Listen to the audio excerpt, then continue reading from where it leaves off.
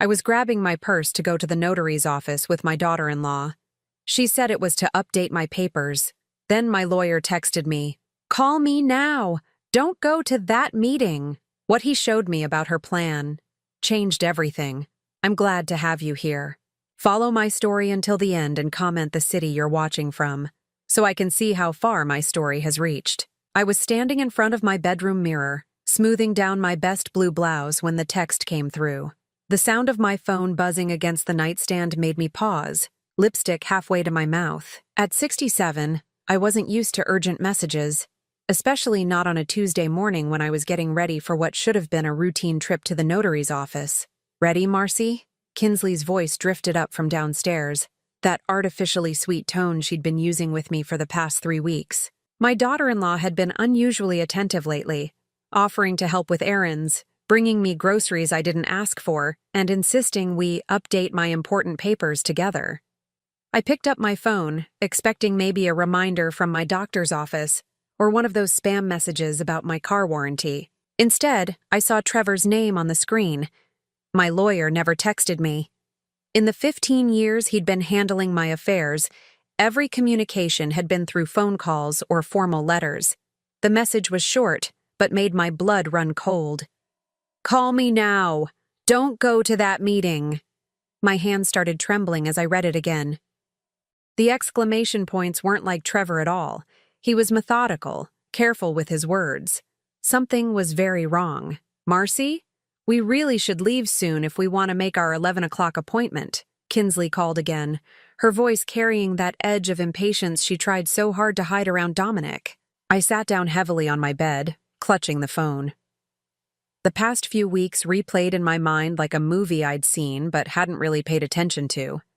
Kinsley suggesting I consolidate my accounts, her offering to help organize my filing cabinet, the way she'd redirect conversations whenever I asked specific questions about these updates we were supposedly making.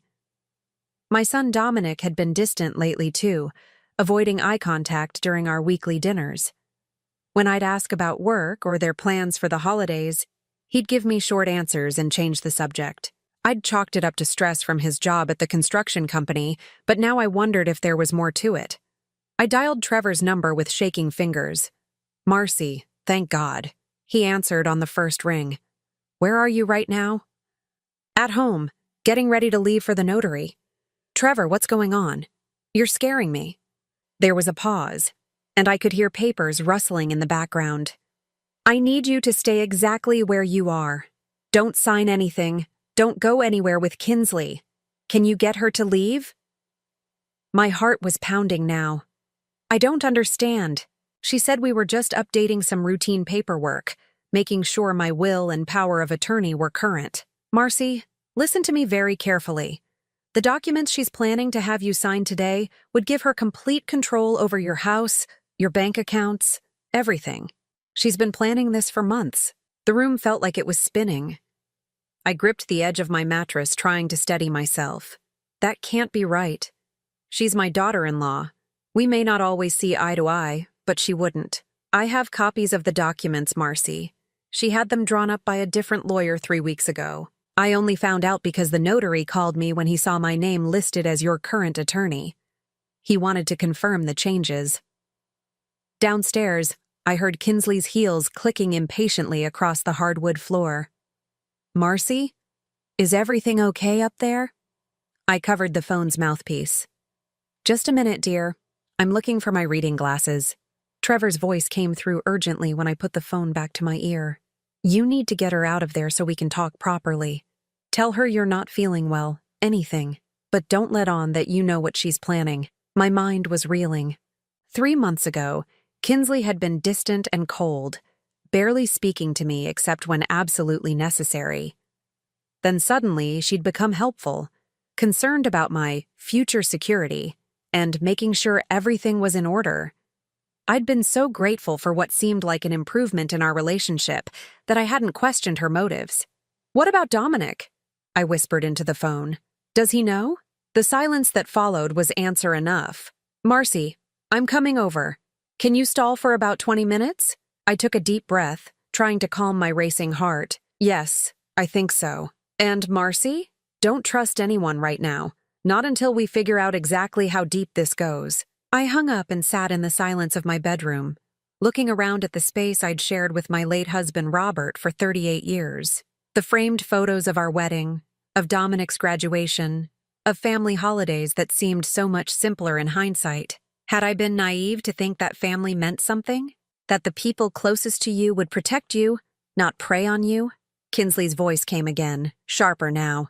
Marcy, we're going to be late. I forced myself to stand up and walk to the top of the stairs.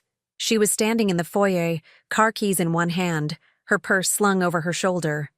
She looked perfect as always, her blonde hair styled in that expensive cut, wearing the designer dress I'd helped pay for when Dominic's hours got cut last winter. I'm sorry, Kinsley, but I'm not feeling very well. Could we possibly reschedule for later this week? Her expression flickered for just a moment, and I caught something in her eyes I'd never seen before. Calculation. Cold calculation. Oh, that's unfortunate, she said, but her voice lacked any real concern. It's just that I had to move several things around to make time for this appointment today.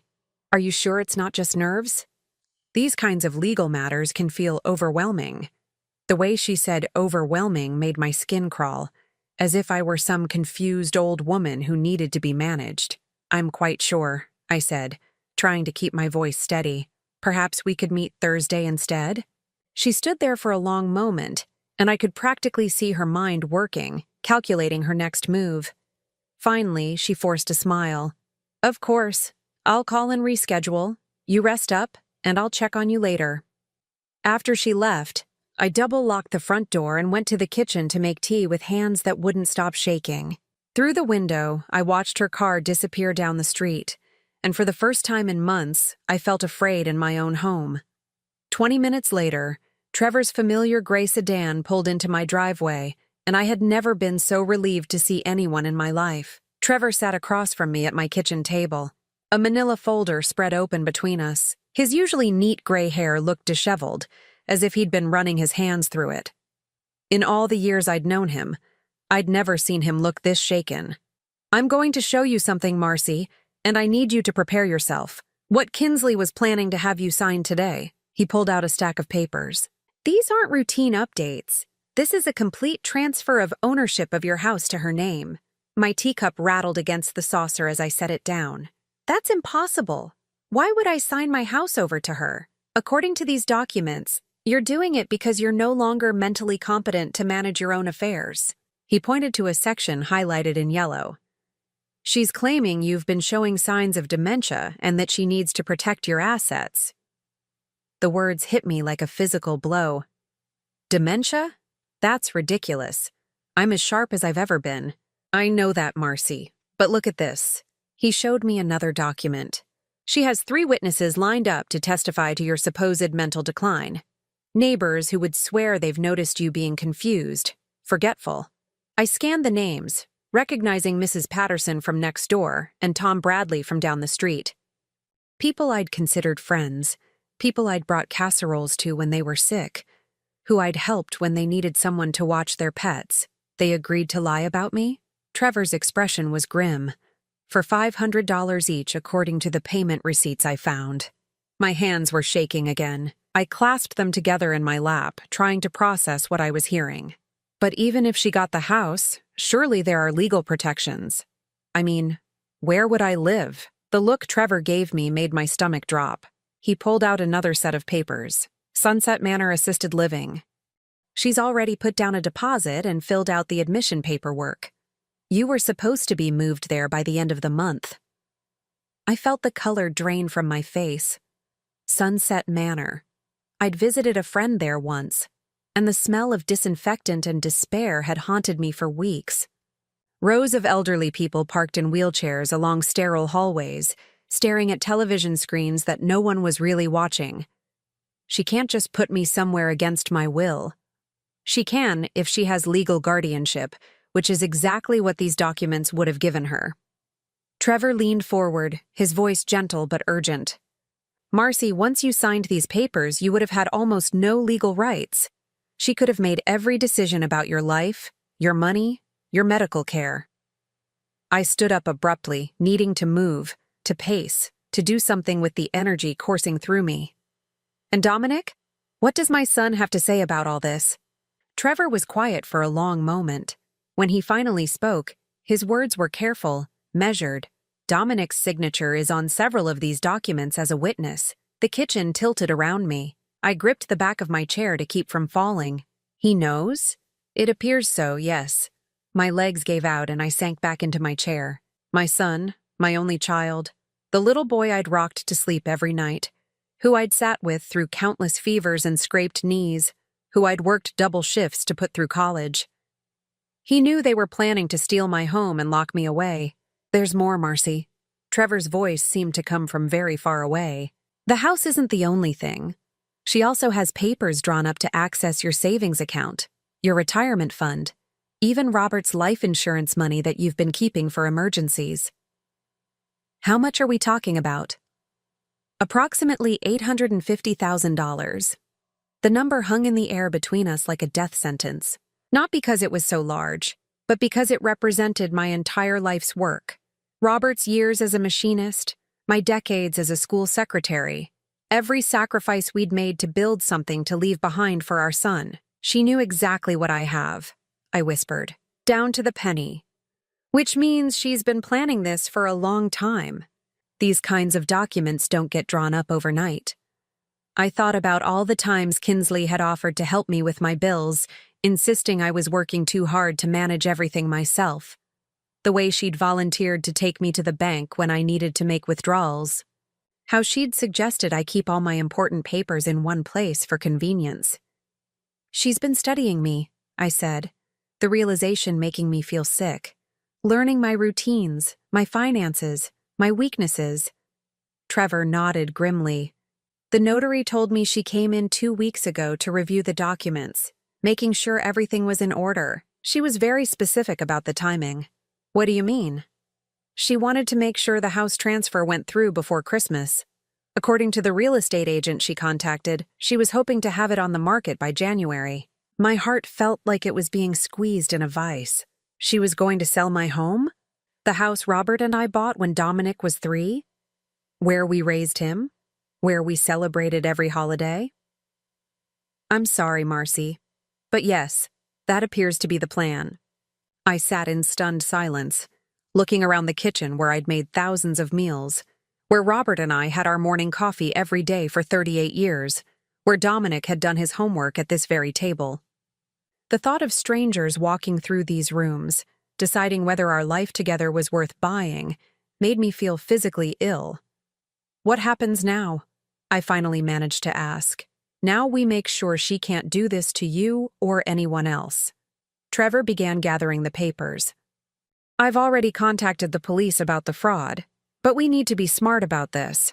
If she realizes we know what she's planning, she might try something else. Like what?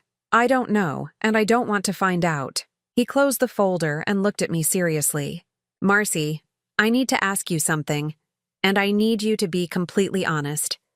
Have you felt pressured to sign anything else recently? Have there been any other unusual requests or suggestions about your finances or your health? I thought back over the past few weeks.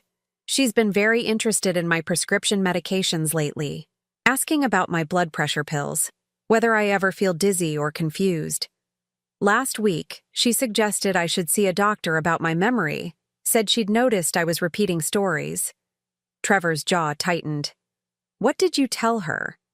That I felt fine, that everyone repeats stories sometimes. But she kept pushing, saying she was concerned about me living alone, that maybe I should consider having someone check on me more regularly. Has she been in your house when you weren't here? The question sent a chill down my spine. She has a key. I gave it to her and Dominic for emergencies years ago. Trevor made a note on his legal pad. We need to change your locks immediately. And Marcy, I want you to be very careful about what you eat or drink when they're around. If she's been planning this for months, there's no telling what else she might be capable of. The implication of his words hit me like a truck. You think she would try to drug me? I think she's already demonstrated that she's willing to commit fraud, bribery, and conspiracy to get what she wants. I don't want to take any chances with your safety.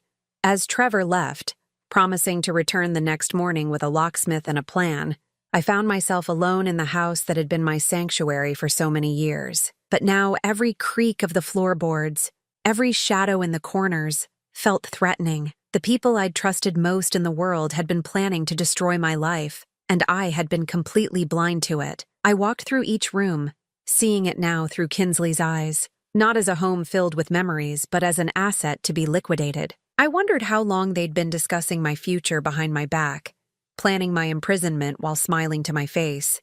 But as I stood in my bedroom, looking at the photo of Robert on my nightstand, I felt something else begin to stir alongside the fear and betrayal.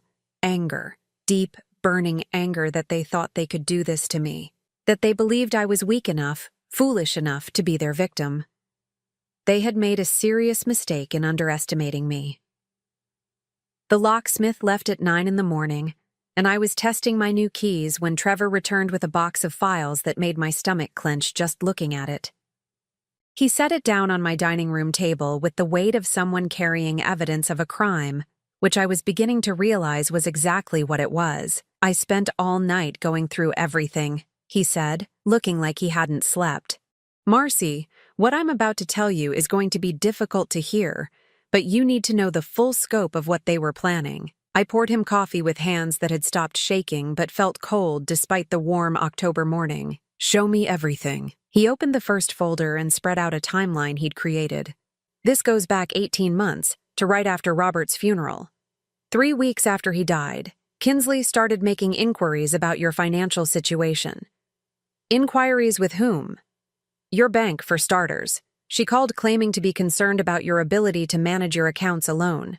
She also contacted your insurance company asking about the details of Robert's life insurance payout." I stared at the dates on his timeline. 18 months ago, when I was still raw with grief, barely able to get through each day without falling apart. I remember her being helpful then. She offered to drive me to appointments, help with paperwork. She was gathering information. Trevor pointed to another entry. 2 months after that, she started researching assisted living facilities. Not just Sunset Manor, but 6 different places. She toured them, collected brochures, asked about costs and admission procedures. The betrayal cut deeper than I'd thought possible. While I was mourning my husband of 42 years, she was already planning to warehouse me somewhere out of the way. "There's more." He opened another folder. "Last spring, she began documenting what she claimed were incidents of your mental decline. She kept a journal." He handed me a photocopied notebook page in Kinsley's neat handwriting. The entries made my blood boil. March 15th, Marcy repeated the same story about her garden 3 times during lunch, clearly losing short-term memory. April 2nd, found her confused about which day of the week it was. She was watering plants on a Thursday when she usually does it on Sunday.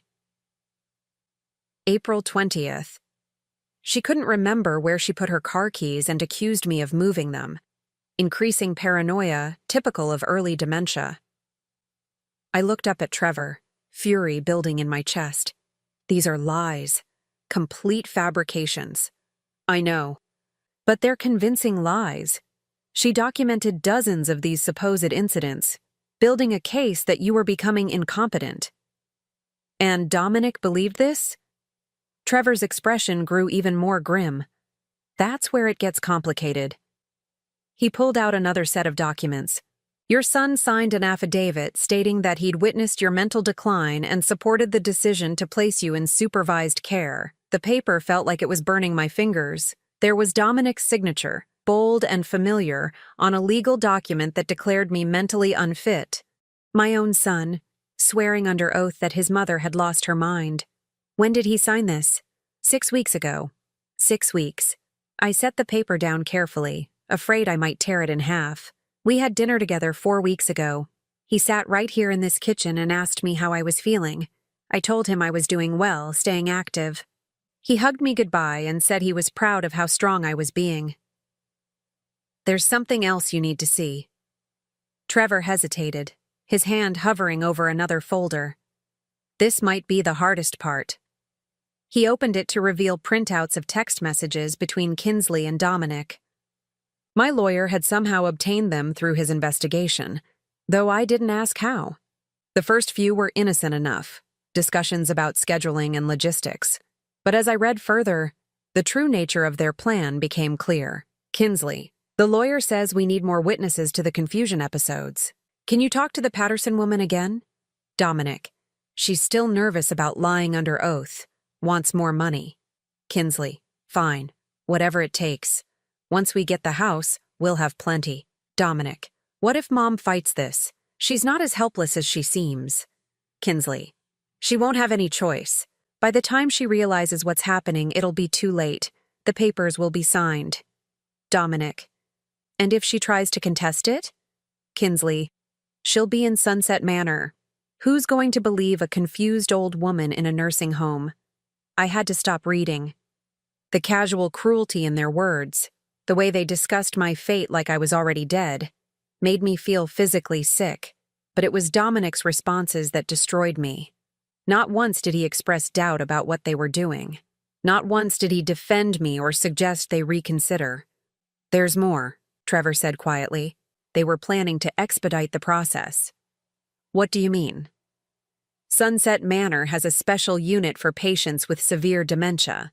Patients who are heavily medicated, who can't advocate for themselves. Kinsley had already spoken to a doctor there about having you evaluated for immediate placement in that unit. The room was spinning again. They were going to drug me into compliance? It appears so. The doctor she spoke with has a reputation for aggressive treatment of elderly patients with dementia. Once you were under his care, with Kinsley as your legal guardian, she could have authorized any treatment she wanted. I stood up and walked to the window, looking out at the garden Robert and I had planted together. The rose bushes we'd chosen for our 10th anniversary were still blooming, defiant against the coming winter. Everything outside looked normal, peaceful, while inside my world was crumbling. How long would I have lasted in a place like that? Trevor was quiet for a long moment. I don't think they were planning for you to last very long at all. The implication hung in the air between us. They weren't just stealing my money and my home. They were planning to make me disappear entirely. There's one more thing. Trevor's voice was barely above a whisper. I did some research on Sunset Manor's special dementia unit. In the past 2 years, they've had an unusually high number of deaths among recently admitted patients. Patients whose families had similar stories about sudden mental decline. My legs felt weak. I gripped the windowsill, staring out at my garden without really seeing it. You think this isn't the first time? I think Kinsley has done this before, or at least tried to. I'm still investigating, but there are some concerning patterns. I turned back to face him. What kind of patterns? 3 elderly people in this county have died in the past year under similar circumstances. All of them were placed in nursing homes by younger relatives who claimed they were no longer competent. All of them died within months of being institutionalized, and all of them left substantial inheritances to the relatives who had them committed. The horror of what he was suggesting washed over me. My God, I can't prove anything yet, but I think your daughter-in-law might be very good at this particular kind of theft. And I think your son has been helping her. I sank back into my chair, overwhelmed by the scope of their betrayal. This wasn't just about greed or convenience. This was about systematically destroying me, erasing me from my own life, and possibly worse. What do we do now? Trevor closed the folders and looked at me with determination I hadn't seen from him before. Now we turn the tables. They think they're dealing with a confused old woman who won't be able to fight back. They're about to learn how wrong they are. What did you have in mind? We're going to give them exactly what they think they want. We're going to let them believe their plan is working. His eyes were cold, calculating. And then we're going to destroy them with their own evidence. For the first time in days, I felt something other than fear and betrayal. I felt the stirring of hope, and something even more powerful, the desire for justice. Tell me what we need to do. First, we're going to let them think they've won. You're going to call Kinsley and reschedule that appointment for tomorrow. You're going to act confused, maybe a little frightened about managing things on your own. Make her believe you're ready to sign those papers. And then we spring our trap. But Marcy, You need to understand something. Once we do this, there's no going back. Your relationship with Dominic, whatever was left of it, will be over forever. I looked around my kitchen one more time, at the life I'd built with Robert, at the memories these walls held. Then I thought about spending my remaining years drugged and forgotten in some terrible facility, while my son and his wife enjoyed the fruits of my life's work. My relationship with Dominic ended the moment he signed that affidavit, I said. Now let's make them pay for what they've done. While Trevor worked on the legal aspects of our plan, I decided to do some investigating of my own. The woman who had been plotting to destroy my life had been in my house countless times, had access to my personal information, and apparently had experience with this kind of scheme. There had to be evidence somewhere, and I was going to find it. The next morning I called Kinsley and put on the performance of my life. "Hello, dear," I said, making my voice sound tired and confused. "I've been thinking about what you said yesterday, about updating my papers. Maybe you're right. Maybe I do need help managing things." The change in her tone was immediate and unmistakable. Where yesterday she'd been frustrated by my reluctance, now she was syrupy sweet and eager. "Oh, Marcy, I'm so glad you're feeling better about this. I know it seems overwhelming, but it's really for the best. I just feel so scattered lately," I continued, hating every word but knowing it was necessary. "Sometimes I can't remember if I've paid bills or taken my medication. Maybe I should have someone looking out for me." "That's exactly why we need to get these legal protections in place," she said. "I've rescheduled our appointment for this afternoon. Is 2 o'clock all right?" "That would be fine. But Kinsley, could you come a little early? I've been trying to organize some papers and I'm getting confused about what's important." "Of course. I'll be there at noon. We can go through everything together." After I hung up, I called Trevor to confirm our plan was in motion. Then I spent the morning setting up the small recording device he'd given me, testing it until I was confident it would capture everything clearly.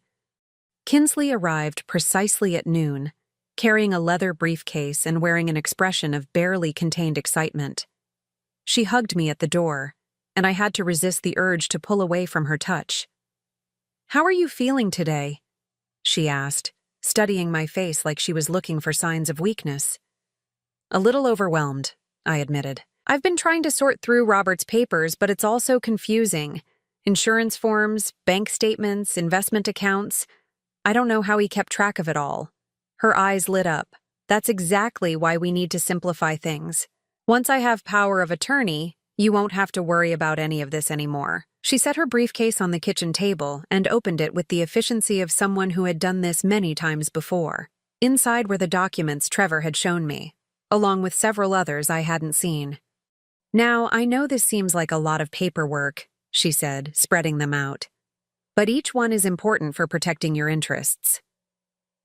As she explained each document, I noticed how she glossed over the actual legal language, focusing instead on vague reassurances about security and peace of mind.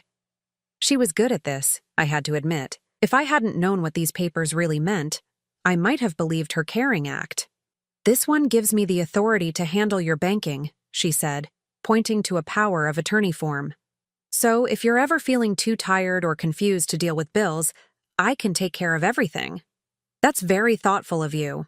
And this one," she continued, indicating another document, "transfers ownership of the house to me temporarily, just for legal protection purposes.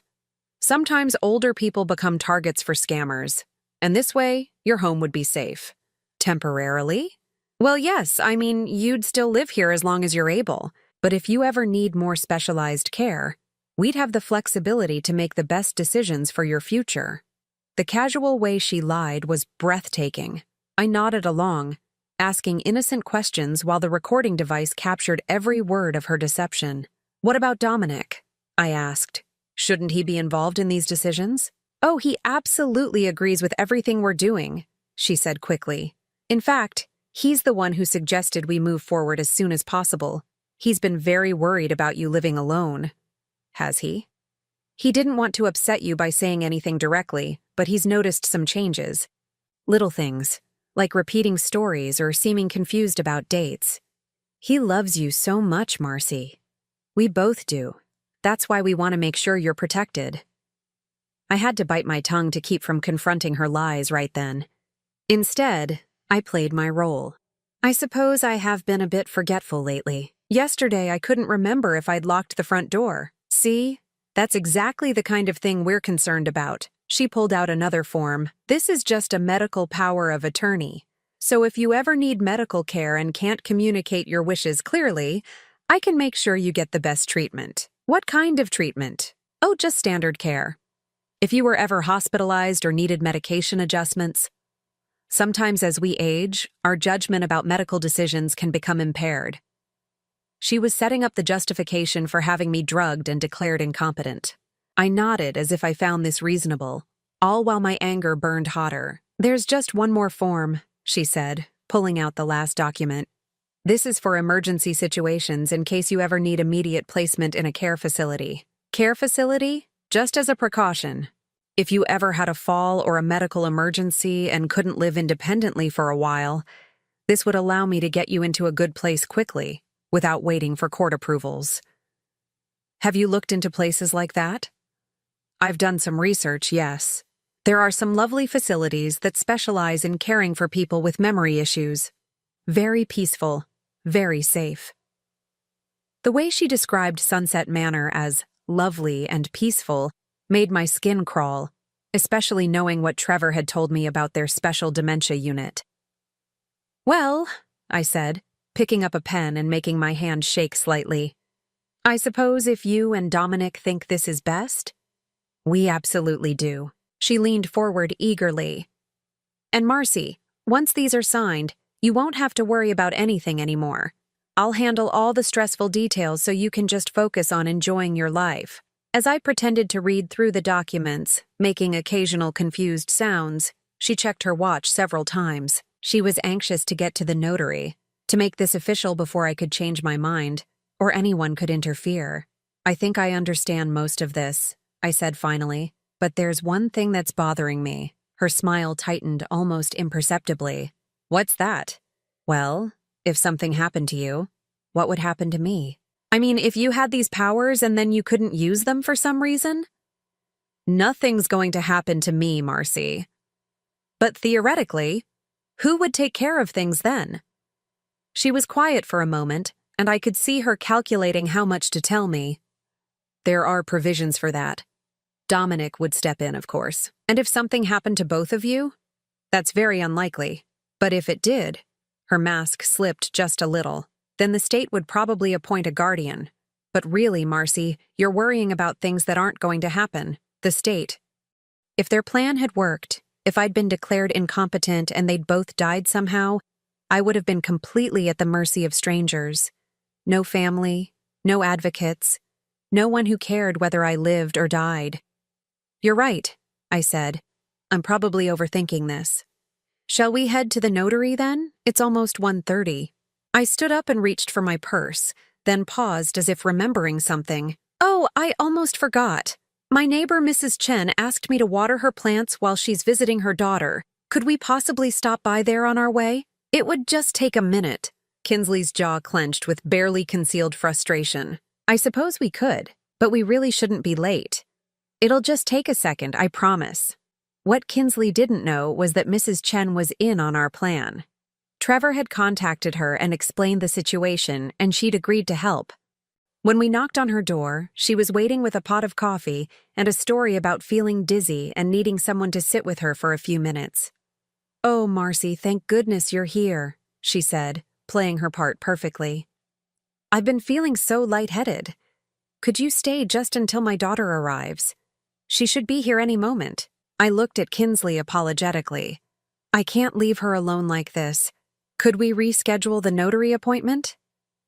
The look of fury that crossed Kinsley's face was quickly replaced by false concern, but not before I'd seen her true feelings. Of course, she said through gritted teeth. I'll call and see if we can move it to tomorrow. Tomorrow might be difficult, I said.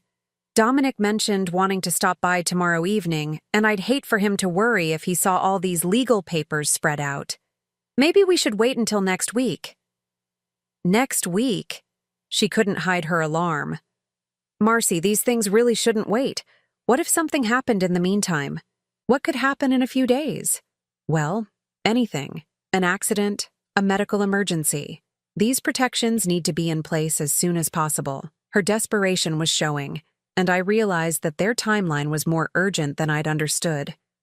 They needed this done immediately, which meant they might be planning something else, something that would make waiting dangerous for them. All right, I said finally. Let me see what I can do. Maybe I can ask Dominic to come by later in the week instead. Relief flooded her face. That would be perfect. I'll reschedule for tomorrow afternoon. As we walked back to my house, I felt a cold certainty settling over me.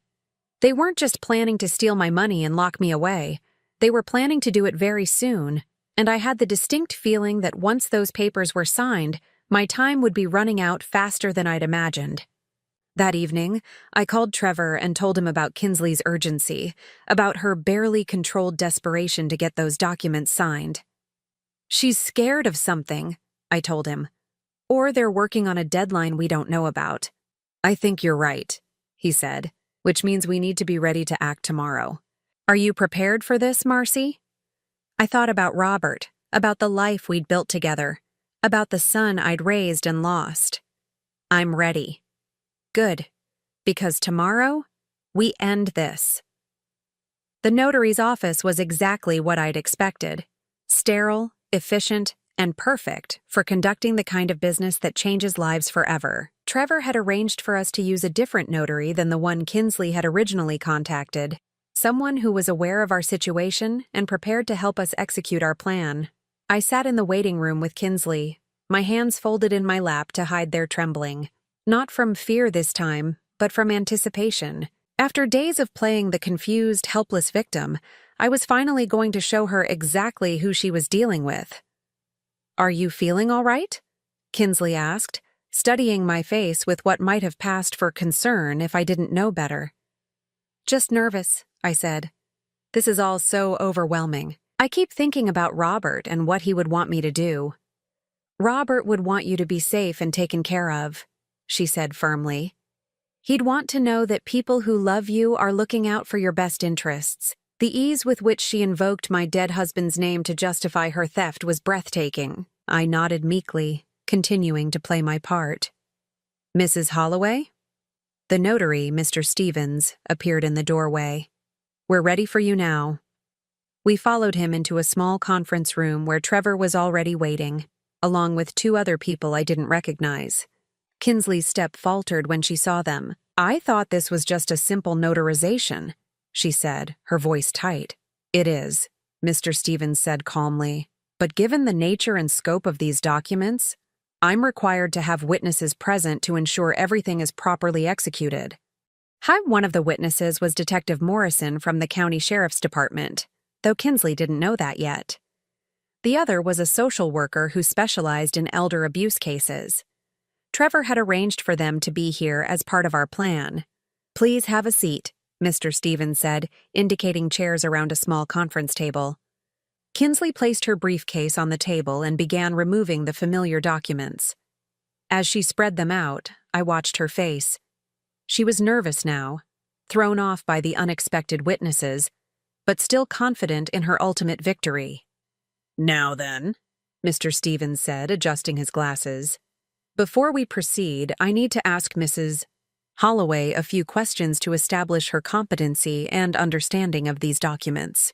Of course, Kinsley said quickly, though I should mention that Marcy has been having some memory issues lately. Nothing serious, but she might need some help understanding the more complex legal language.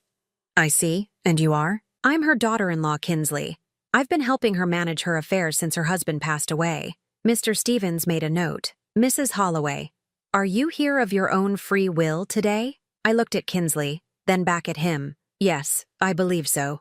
Kinsley says these papers are important for my protection. Do you understand what each of these documents will do once signed? Well, I hesitated, glancing again at Kinsley. She's explained them to me, but some of it is confusing. Something about banking in the house and medical decisions if I get sick. Kinsley leaned forward. The documents are fairly standard estate planning tools. Power of attorney, medical directives, that sort of thing. I've gone over everything with her several times. I see. Mr. Stevens picked up the first document. Mrs. Holloway, this paper would give Mrs. Kinsley complete control over your bank accounts, your home, and all your financial assets. Do you understand that? Complete control? I asked, sounding surprised. Kinsley, I thought you said this was just for emergencies. It is, she said quickly, shooting a sharp look at Mr. Stevens. But it has to be written broadly to cover all potential situations. And this document, Mr. Stevens continued, holding up another paper, would transfer ownership of your house directly to Mrs. Kinsley. You would no longer own your home. Do you understand that? The color drained from Kinsley's face. That's not. You're mischaracterizing the legal language. I'm reading directly from the document, Mr. Stevens said calmly. Mrs. Holloway, are you prepared to give up ownership of your home? I don't think I understand, I said, looking genuinely confused now. Kinsley, you said I would still live there. You would, as long as it's safe for you. But legally, yes, the house would be in my name for protection purposes. Protection from what? Kinsley was sweating now, realizing that her carefully constructed story was falling apart under scrutiny. From scammers, from people who might try to take advantage of you. Like who? Well, anyone really. As people age, they sometimes become targets for fraud. Detective Morrison spoke for the first time. What kind of fraud are you concerned about, Mrs. Kinsley? She turned to look at him, clearly wondering who he was and why he was asking questions. Just general financial fraud, identity theft, things like that. Have there been any specific incidents that prompted this concern? No, but it's better to be proactive. I see. And you believe that transferring Mrs. Holloway's assets to yourself would protect her from fraud? It would protect her from making decisions that might not be in her best interest. What kind of decisions? Kinsley was trapped now, and she knew it. Every answer was digging her deeper into a hole, but she couldn't stop without abandoning her plan entirely. Well, if her memory continues to decline, she might forget things. Bills, appointments, medication. She might make financial decisions that don't make sense. Has her memory declined significantly? Yes, quite a bit. She repeats stories, forgets conversations. Just yesterday, she couldn't remember whether she'd locked her door. Detective Morrison made a note. That's interesting, because I spoke with Mrs. Holloway's doctor this morning. According to her recent medical records, she's in excellent mental health for her age. No signs of dementia or cognitive decline. Kinsley's mouth opened and closed without sound.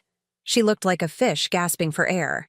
In fact, the detective continued, her doctor was quite surprised when I told him about the concerns you'd expressed. He said Mrs. Holloway has been managing her own affairs perfectly well and has shown no signs of confusion or memory loss during her appointments. There must be some mistake, Kinsley said weakly. No mistake. We also spoke with several of Mrs. Holloway's neighbors.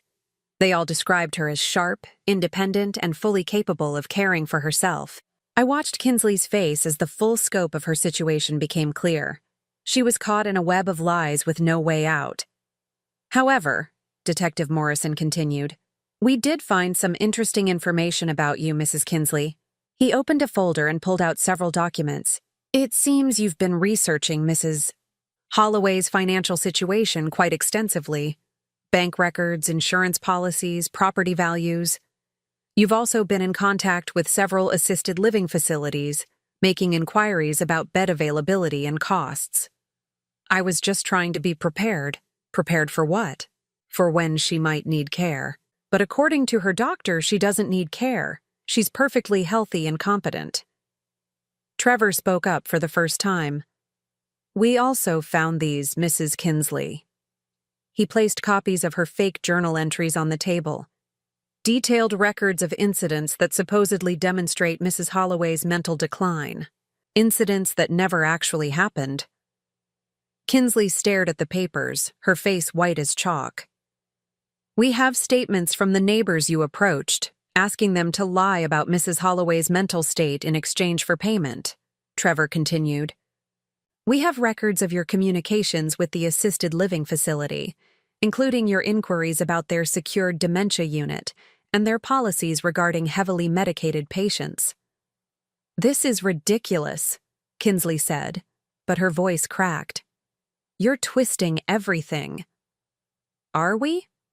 I asked, speaking in my normal voice for the first time since we'd entered the room, because it sounds like they've described your plan pretty accurately. She turned to look at me, and I saw the moment she realized I wasn't the confused old woman she thought she was manipulating. You, she whispered. I've been recording our conversations, Kinsley. Every lie you told me, every false reassurance, every detail of your plan to steal my home and lock me away to die. I pulled out the small recording device and set it on the table. It's all here. Her composure finally shattered completely. You don't understand. You can't live alone forever. You need someone to take care of you. Someone like you? Someone who was planning to drug me and warehouse me in a nursing home while you sold my house and spent my money? It's not like that. Then what is it like? Explain to me how stealing my life savings and having me declared incompetent was for my own good. She couldn't answer. She sat there opening and closing her mouth like she was trying to find words that would make this all make sense, but there were no such words. Where's Dominic? Detective Morrison asked. We'd like to speak with him as well. He doesn't know anything about this, Kinsley said quickly. This was all my idea. I laughed, a sound completely devoid of humor. Really? Because I have text messages between you two discussing how to handle the confused old woman and planning how to split up my assets. You can't have those. Trevor obtained them through legal channels as part of his investigation. Your husband signed legal documents declaring me mentally incompetent, Kinsley. He's as guilty as you are. The social worker, who had been silent throughout the confrontation, finally spoke. Mrs. Kinsley, what you've described amounts to elder abuse, fraud, and conspiracy. These are serious criminal charges. I was trying to help her by lying about her mental state, by planning to have her forcibly medicated, by stealing her home. Kinsley looked around the room desperately, searching for someone who might believe her, someone who might help her. She found only cold, judgmental faces. What happens now? She asked in a small voice. Detective Morrison stood up. Now you're going to come with me. We have quite a few questions for you, and we'll be picking up your husband shortly. As they led Kinsley away in handcuffs, she turned back to look at me one last time. You'll regret this, she said. When you're alone and sick and have no one to take care of you, you'll wish you'd let us help. I met her gaze steadily. I'd rather die alone than live one more day under your care. The door closed behind them, and I was left sitting in the conference room with Trevor and Mr. Stevens. For a moment, none of us spoke. How do you feel? Trevor asked finally. I thought about it for a moment. Free, I said. For the first time in months, I feel free. 6 months later, I stood in my kitchen making coffee and watching the sunrise paint my garden in shades of gold and pink. The roses Robert and I had planted were blooming again, more beautiful than ever. It was funny how much brighter everything looked when you weren't living under the shadow of someone else's lies. The legal proceedings had moved faster than I'd expected. Kinsley was sentenced to 5 years in prison for elder abuse and fraud, while Dominic received 3 years probation and community service. The judge had been particularly harsh with Kinsley after Trevor presented evidence of 2 other elderly victims she'd targeted in similar schemes. My case wasn't an isolated incident of greed. It was part of a pattern of predatory behavior. I hadn't spoken to Dominic since the day he was arrested. He'd tried calling several times from jail, leaving voicemails that started with anger and evolved into increasingly desperate pleas for forgiveness. I deleted each one without listening to the end. Some betrayals were too deep to forgive, and a mother watching her son sign papers declaring her mentally incompetent fell into that category. Trevor had helped me establish a new will and estate plan, one that would ensure my assets went to charities I believed in, rather than to family members who'd proven they couldn't be trusted. The local women's shelter would receive the bulk of my savings. along with a foundation that helped elderly people navigate legal challenges. My house would eventually become a transitional home for women escaping domestic violence situations. The irony wasn't lost on me that I'd escaped my own form of domestic abuse and now wanted to help others do the same. My phone rang, interrupting my morning contemplation. I glanced at the caller ID and smiled. "Good morning, Mrs. Chen." "Marcy, dear, I hope I'm not calling too early. I wanted to remind you about our book club meeting tonight. Sarah's making those wonderful scones you like." Over the past 6 months, I'd grown closer to my neighbors than I'd ever been before. Mrs. Chen, who'd helped me escape Kinsley's trap that crucial afternoon, had become a true friend. We'd started a small book club with 3 other women from the neighborhood, and our weekly meetings had become the highlight of my week. "I'll be there," I told her. "I finished the novel yesterday, and I have some thoughts about the ending." "Excellent. Oh, and Marcy, my granddaughter is visiting this weekend. She's starting nursing school in the fall, and I thought perhaps you could tell her about your experience with your lawyer. She's very interested in learning about elder rights." I'd discovered that my story had become something of a cautionary tale in legal circles. Trevor had written an article about the case for a professional journal, and I'd been invited to speak at several conferences about recognizing and preventing elder abuse. At first, I'd been reluctant to share such personal details with strangers, but I'd come to understand that my experience could help protect other vulnerable people. I'd be happy to talk with her. After we hung up, I walked through my house, seeing it with fresh eyes. Without the constant stress of wondering what Kinsley and Dominic were planning, I'd been able to enjoy my home again. I'd redecorated Robert's study, turning it into a cozy reading room with floor-to-ceiling bookshelves and a comfortable armchair by the window. I'd started painting again, something I hadn't done since college, and my small watercolors now hung throughout the house. The doorbell rang, and I opened it to find a young woman with kind eyes and a nervous smile. "Mrs. Holloway, I'm Jennifer Martinez from the County Social Services Department. I have an appointment?" I'd forgotten about our meeting. Jennifer was a social worker who specialized in elder abuse cases, and she'd asked to interview me for a training program she was developing. "Of course, come in. Would you like some coffee?" We settled in my living room, and Jennifer pulled out a small recording device. "I hope you don't mind, but I'd like to record our conversation for training purposes. Your case has become an important example of how these schemes operate." "I don't mind at all. Can you tell me about the first signs that something was wrong? What made you suspicious?" I thought back to those early days when Kinsley had suddenly become helpful and concerned. "It was actually the kindness that should have warned me," I said. "After years of barely tolerating me, she suddenly wanted to be involved in every aspect of my life. She was too eager to help, too insistent on taking over responsibilities I'd been managing perfectly well." That's a common pattern we see. The abuser establishes themselves as indispensable before revealing their true intentions. Exactly. And they're very good at making their victims feel helpless. Kinsley constantly reminded me how complicated things were, how overwhelming it must be for someone my age to handle everything alone. She was trying to convince me that I needed her. Jennifer made notes as we talked. "What would you tell other elderly people who might be in similar situations?" "Trust your instincts. If something feels wrong, it probably is.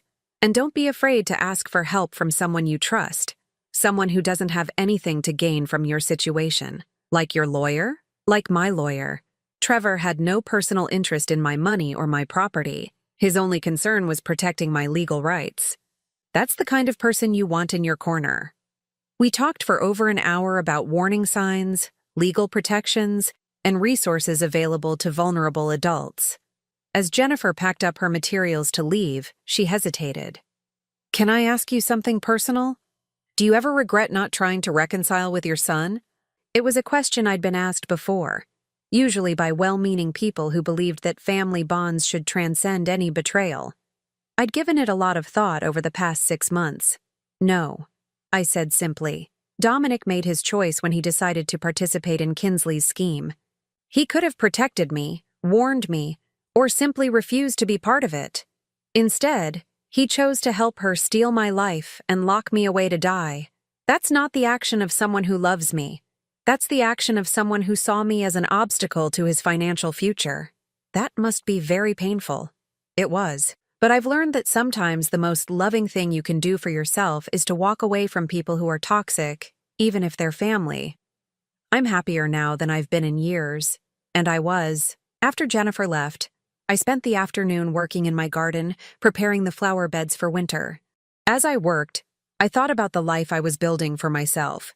It was smaller than the life I'd shared with Robert, quieter than the chaotic family gatherings I'd once tried so hard to maintain, but it was authentically mine.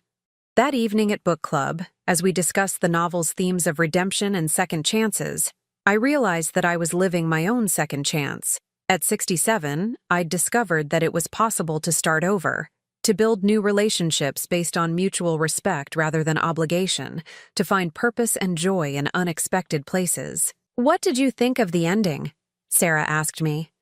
Some people found it too neat, too optimistic. I thought about her question as I sipped my tea and looked around the circle of women who'd become my chosen family.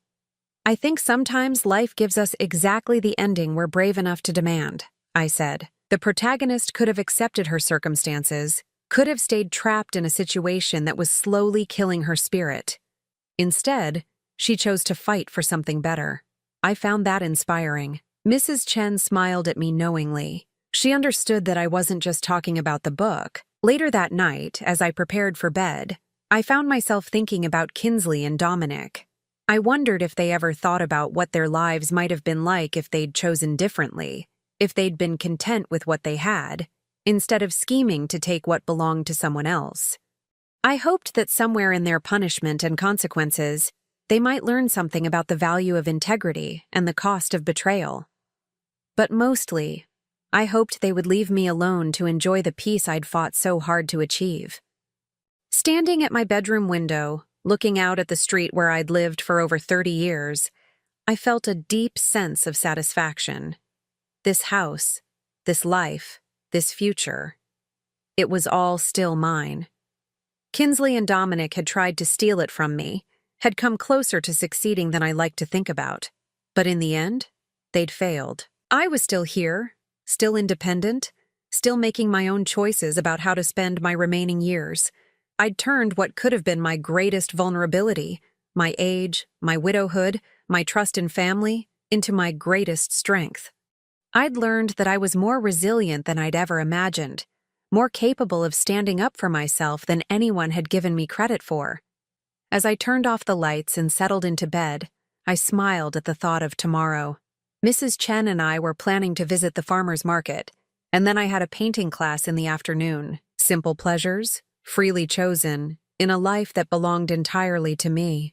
For the first time in months, I fell asleep without checking the locks on my doors or worrying about what tomorrow might bring. I was safe in my own home, surrounded by people who genuinely cared about me, living a life built on truth instead of lies. It had taken 67 years and a near-catastrophic betrayal, but I'd finally learned the most important lesson of all. Sometimes the best family is the one you choose for yourself, and the sweetest victory is simply surviving with your dignity intact. Now I'm curious about you who listened to my story. What would you do if you were in my place? Have you ever been through something similar? Comment below. And meanwhile, I'm leaving on the final screen 2 other stories that are channel favorites, and they will definitely surprise you. Thank you for watching until here.